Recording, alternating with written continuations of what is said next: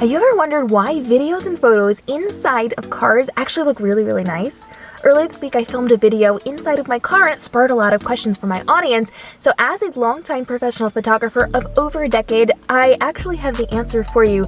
And it's a little thing called open shade.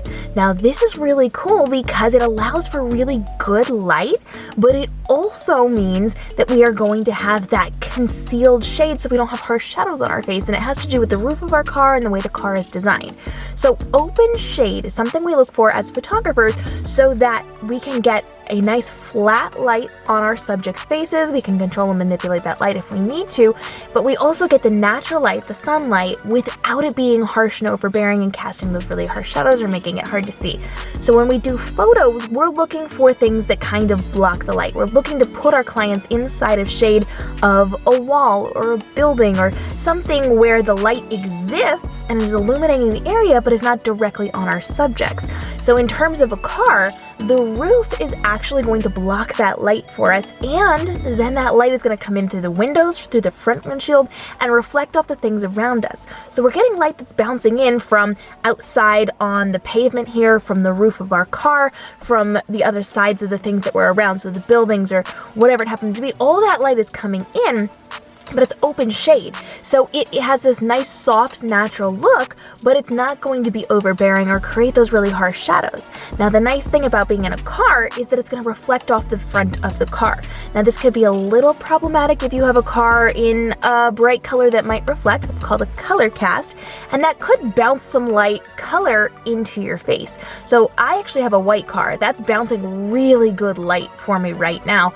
Black cars are going to be really good because they're not bouncing too much of that light, so it's going to give you a nice even look. But if you have a red car, your red might be on your face a little bit.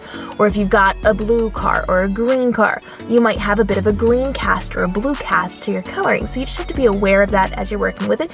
And different types of cars will have different roofs of the car and different parts of the front of the car. So when it reflects off of your windshield, when it reflects off of your dashboard or the front of your car, that is going to then change the way the light works. So the interior of my car is gray. You can kind of tell from here.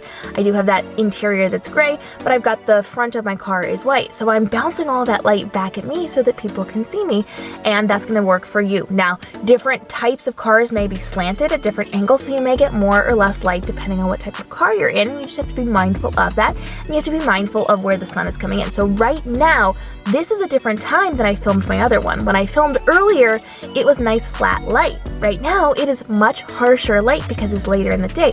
So the outside is very strongly illuminated, and everything over here is also very strongly illuminated. So if my face were over here, which I'm not going to go too far over, but it's going to make it very, very bright. You can see what it's doing to my hand right here. Because I'm sitting further this way, I don't have that harsh light because the car is kind of blocking it with the roof and the way that the interior is designed.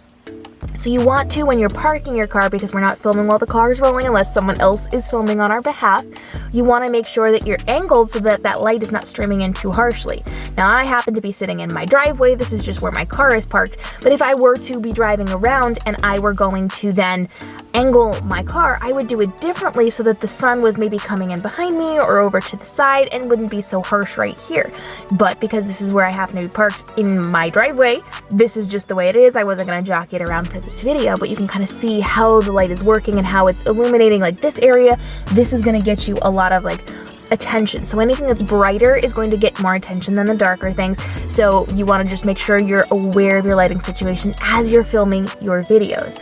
So again, when you film or take photos inside of your car, it's all about that open shade. It covers the sun coming in. So if you have a sunroof, you're going to want to close that over to control and manipulate that light. And then you're going to have all of that really great light coming in from the windows around you. And based on how you're angling your car and how you're angling yourself, it's going to look different. Now again, because your car is parked, you can move yourself around too. So for me, right now I'm comfortably sitting in my seat as if I were going to be driving my car. But if I needed to, I could angle my camera and my body over to the side to get away from the light if I needed to. Or if it was darker out, I could then move closer toward my light source. And depending on where my light is, I could have harsh shadows on this side of my face, this side side of my face or straight on or not at all, depending on how I'm manipulating the car and the light that I am going to be using. So cars are really good because they block that overhead light, they control where the light is coming from, and it's bringing in light from all of the angles, because if you pay attention to a car, where are the windows? In front, in back, and to every side. So you're getting that flat light from the sun, the natural light from every angle. So even though it is harsher on one side like it is here, you're still getting that bounced and reflected light from the other sides of the vehicle, which illuminate everything and make you look better. So you just have to be conscientious of where your car is parked, where the sunlight is, how it's going to be moving, and how you're going to be doing this in order to get that really good quality light for your car. Now, of course, as you're filming in your car, you want to take other things into consideration, like the noise levels outside, if your windows are going to be open or closed, if the neighbors are in their pool screaming in the background, or if you've got, stuff going on. Potentially, you could have a really good experience filming in your car while your car is in a normal state, and then perhaps we have spring hit and there's pollen everywhere, and that's going to tinge your car yellow, or it's going to, have leaves on your windshield, or maybe your windshield is kind of dirty and you're going to get streaky light coming in. So you just want to be mindful of these things. It's not going to be the exact same every time, but you have the ability to control and manipulate that. So if you do have, leaves or pollen or something on your windshield, you might want to clean that before you film your video. And you might want to move the location of your car if the sunlight's going to be too harsh or problematic over to the side. So just take those things into consideration as you are creating your content inside of your car. And I don't recommend filming inside of your car every single time because that gets a little boring, but it is something nice to add into your repertoire of what you're going to be doing. So filming your TikToks or your Reels or your YouTube videos, taking photos, this is a really good opportunity for you to leverage a new type of content and make it relatable. And again, we're not driving and filming unless you are having somebody else film on your behalf. Some people will film with a mounted camera. Just be aware that as you are doing that, it is still probably going to jostle around quite a bit, and then you're competing with the noise of the car. So as I'm filming right now, this is a parked, stopped car.